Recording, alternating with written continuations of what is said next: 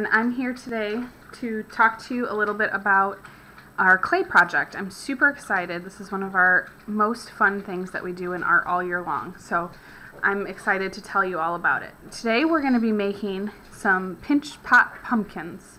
So we're making pumpkins. We're going to be using 2 pinch pots. So at your tables you are going to have 2 pieces of clay. Now they should be about the same size, but you might see one that's a little bit bigger than the other. If you have one that's a little bit bigger, I want you to put that one to the side. If you look at it and you say, I don't really know, then just choose one. It doesn't matter. Okay? So we're going to start with our smaller piece, if we can tell that one is smaller. And the first thing we need to do to make a pinch pot is we need to make this into a ball, right? Well, as you can see, our clay that we have is in blocks, or like a cube.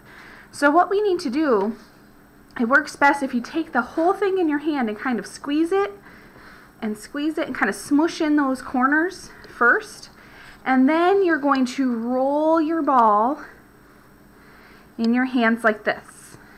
Okay? Some kids like to do it on the table, but it works a lot better if you can keep it in your hands. If you have a part that kind of sticks out, you can kind of push it back in with your fingers.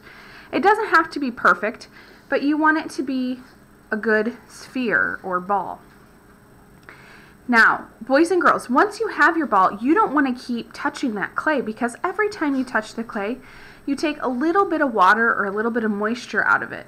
And the more of that you take out of the clay, it goes onto your hands, and the more of that you take out, then the drier your clay will be, and sometimes it cracks. So some kids will sit here and go like this and play with their clay. Don't do that, because you want to keep as much water in the clay as you can. Okay, the next step for a pinch pot is we need to put our thumb into our ball. Okay, so remember that nursery rhyme that you learned a long time ago, Little Jack Horner? It goes, Little Jack Horner sat in the corner eating his Christmas pie. He put in his thumb and pulled out a plum and said, "What a good boy am I." Well, we're going to take that idea. We're going to be Little Jack Horner. We're going to put our thumb into our ball of clay. So you can see I use my right hand, this hand, to write with. So I put my ball of clay in my other hand. I'm going to take my thumb, and see how I'm not going flat like this? I'm kind of putting my thumbnail in there, and I'm pushing with both my thumb. I'm pushing down with this finger and up with this hand at the same time, and my thumb goes inside of that ball of clay. So we're Little Jack Horner. We're going to put in our thumb and pull out a plum. See how that works? Put in your thumb and pull out a plum. So I have this whole thing. See how it goes all the way up to my knuckle? Yours might even go a little bit further because your fingers are smaller than mine. So we're going to put in our thumb and pull out a plum. Now this is where it gets fun to do our pinching. This is a pinch pot. So think about your hand like a puppet. Okay, sometimes kids think pinching means like this. We're going to take our whole hand, all 4 fingers here, and we're going to push against that side of the clay with our fingers and our thumb, and we're going to pinch. And what's going to happen is it's going to make that hole bigger inside, and the walls of our pinch pot a little bit bigger. So we're going to keep pinch and turn all the way around your pinch pot until you're going to have a nice little bowl here. Okay, this is going to be the bottom of your pumpkin. So we're pinching and turning. I'm kind of smoothing with my fingers as I go. You want it to be even all the way around. Now, we want this pumpkin to sit flat, and mine does not have a flat bottom. So let me show you how we're going to make a flat bottom. You're going to take your clay and you're going to lift it up from the table just a couple of inches. I don't have it way up here and dropping it, no, because that'll be a big mess. I just pick it up just a little bit and I drop it maybe 1, 2, 3, 4, 5 times. Okay, and now what happened is I have a flat bottom, so it sits flat. Now we're going to take our clay and we're going to turn it upside down, and we're going to drop it again 1, 2, 3, 4, 5 times. Again, not very far off my table, as you could see. And what happens is I made this little lip. We call this the lip, the outside edge.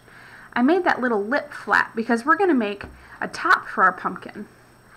And we want that top to sit flat, so we have to have a flat edge for it to sit on. So we have a flat bottom and a flat lip. Okay? So now when we're done with that, we're going to put this piece to the side. Now we're going to take our bigger piece. This time we're going to do the same thing. Remember what our steps were? We're going to take our clay, we're going to smush it in our hands, smush it up, and then we're going to roll it into a ball. Remember, not going crazy, not continuing to roll once we have a nice ball. Remember, it doesn't have to be perfect. You just want it to be mostly a ball shape. Okay, now we're going to be a little Jack Horner, remember, not going flat, but we're going to kind of push our fingernail in there, pushing with our finger and our hand at the same time. We're going to be a little Jack Horner. Put in your thumb and pull out a plum. Okay, now's the fun time. Pinch and turn like a puppet.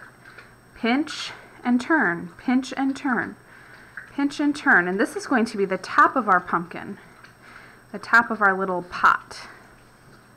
Now, as you're working, you want to remember that this is going to go on top of the one you already made. So you kind of want to check it as you go. Mine's pretty close. My bottom one's just a little bit bigger.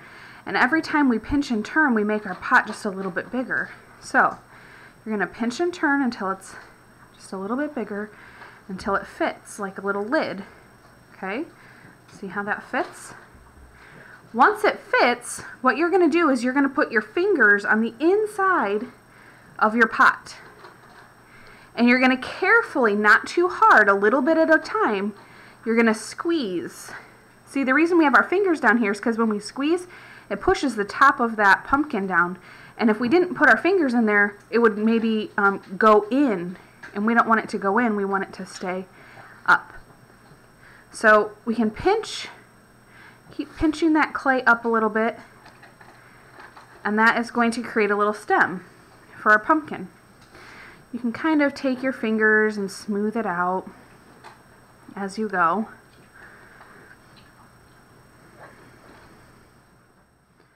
Alright, now that you have your stem, what we're going to do is we're going to drop our clay again. Remember, we want that flat lip so that it fits this flat lip. Okay? So we're going to 1, 2, 3, 4, 5. It's about all that you need, about 5 times. And it should fit onto the bottom of your other pinch pot pretty easily. So we should have a flat bottom here so it sits flat. And you should have flat bottom here, or a flat lip here, a flat lip here, so they go together. Okay, so now we pretty much have our pumpkin. If you have some time, you can maybe smooth with your fingers some of these edges. But one thing that we need to add that we've not added yet, which is so important, every time we make a piece of artwork, we always need to put our name on it, because then we know how to get this piece of artwork back to you. You'd be so sad if we lost it because there wasn't a name. Now sometimes with clay it's hard to actually write your name. So some kids have a hard time and they write their name, but I can't read it. Does it do me any good if I can't read it? Not really. So we want to make sure that we have our name in 2 different places so I know where to look. The first place that you need to write your name is on that flat bottom part of the bottom of your pumpkin. So you need to come in here and carefully write your name. So mine says Mrs. T. You also need to write your class. So if you are in 2A, you need to write 2A. If you're in 2B, you need to write 2B. If you're in 2C, you need to write 2C.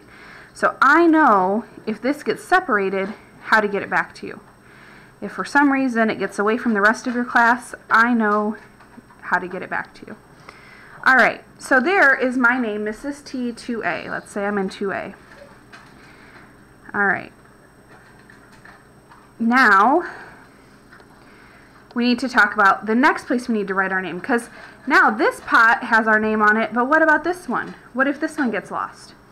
We don't want to write our name on the outside because we're going to maybe decorate that outside in just a second. So what we're going to do is we're going to write our name on the inside of the cap of our pumpkin, the top of our pumpkin. So I'm going to remember carefully writing, because if I can't read it, it doesn't do me any good for you to write your name. So I'm going to write Mrs. T. 2A. Now sometimes kids ask, can I write my initials? Well, initials are sometimes okay, but I have so many students, it's hard for me to remember. It's easier if you can fit your name on there, okay?